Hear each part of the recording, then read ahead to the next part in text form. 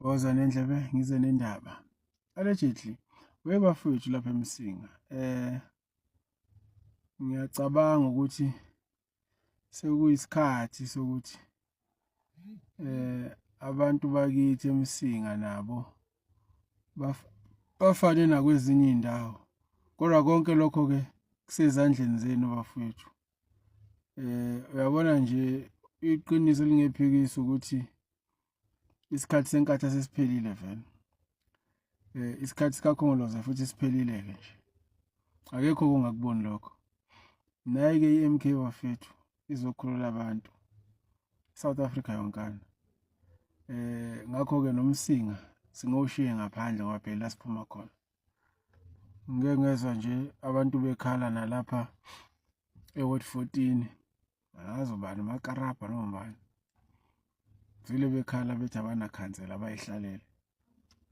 Bayakhala abantu kombabane le bathi bafuna nje umkhonto. So bafethu umkhonto sowuletha. Sizowuletha umkhonto zikhona izikhule ezikhona lapho esengike ngaxhumana nazo. Enizazi kwenanishi. Nasi isikhulu sakithi lapha kwaMabaso. Omunye sengike ngakhuluma naye ukuthi cha ngiyacela ukuthi sike sihlanganiseni ukuthi kube khona into eyenzakalayo. Nabo bonke ke abakhona ama ground forces wonke kanye nomfowethu uGodole naye ngeke ngakhuluma naye izolo lapha kuloya mcimbi ebesikuwo webirthday kaBamncamalala.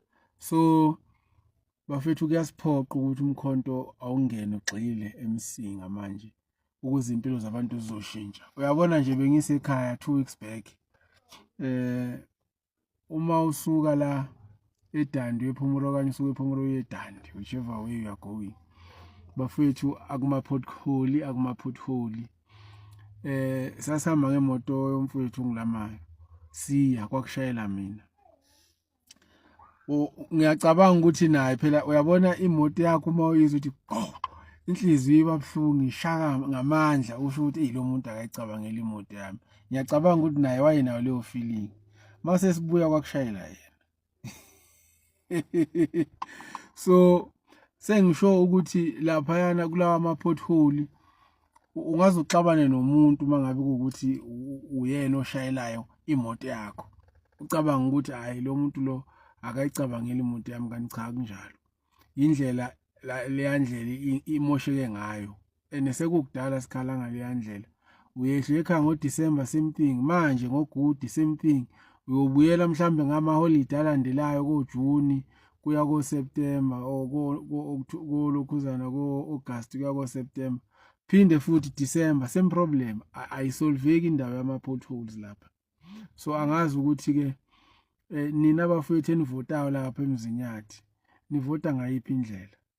Nayi MK ifikile izolungisa zonke lezi inkinga engalungiseki. Njengamanje futhi kuWest njengoba sekwaba khona nale GNU ekhona. It's even worse kusetshenzwe imali ngempela ke manje. Nongaboni useyabona manje ukuthi hayi akusadlalo.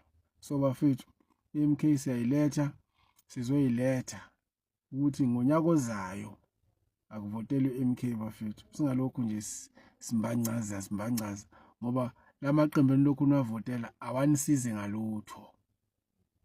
Ngiyabonga.